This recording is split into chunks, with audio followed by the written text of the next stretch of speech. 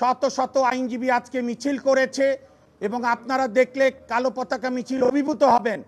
আমি আমার দীর্ঘ 28 বছরের এই বার জীবনে দেখিনি। যে হল রুমে আমরা গিয়েছি, মোস্ট সিনিয়র আইনজীবীরা বুকে জড়িয়ে ধরেছে আমাদের নেতৃবৃন্দকে, সবাইকে, যে বাবা এটা অনতি বিলম্বে করতে হবে, আমরা প্র্যাকটিস করতে পারছি না।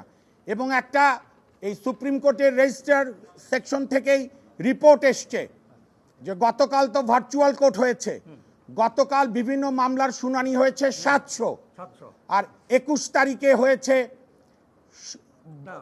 21 তারিখে হিয়ারিং, 21 তারিখে হিয়ারিং হয়েছে 2000-এর অধিক অ্যাকচুয়াল। কাজে এইটা ভার্চুয়াল কোর্টে অসংখ্য সময় নষ্ট হচ্ছে।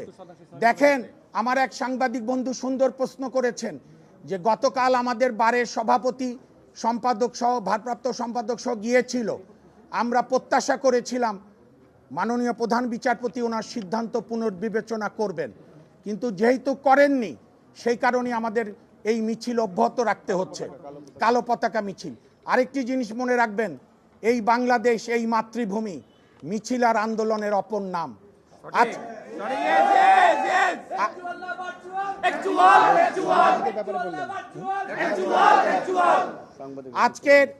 আজকের যে আমাদের অসাধারণ মেধা সম্পন্ন আপিল বিভাগ গঠিত হয়েছে, এটি কিন্তু কোনো আইনের দ্বারা না, এটি হয়েছে জনগণের সার্বভৌম ক্ষমতা, ইচ্ছা এবং 5 আগস্টের দ্বারা।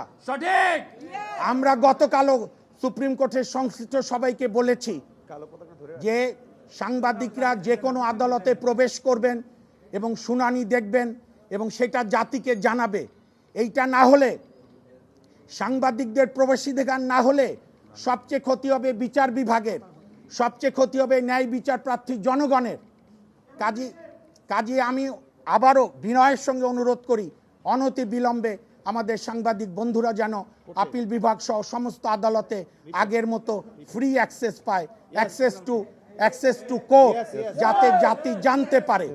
আরেকটা দেখেন, আপনাদের প্রবাসীধিকার সংরক্ষিত করেছে, কিন্তু এই যে 2 দিন অনলাইন করছে, বাংলাদেশের পদ্মাপাড়ে যে কোনো চর থেকে তো একজন লোক আপিল ডিভিশনে ঢুকতে পারবে, শুনানি দেখতে পারবে।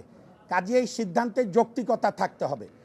আমি বিনয়ের সঙ্গে, দৃঢ়তার সঙ্গে বলতে চাই, আমরা কোনো দোষারোপের রাজনীতি চাই না।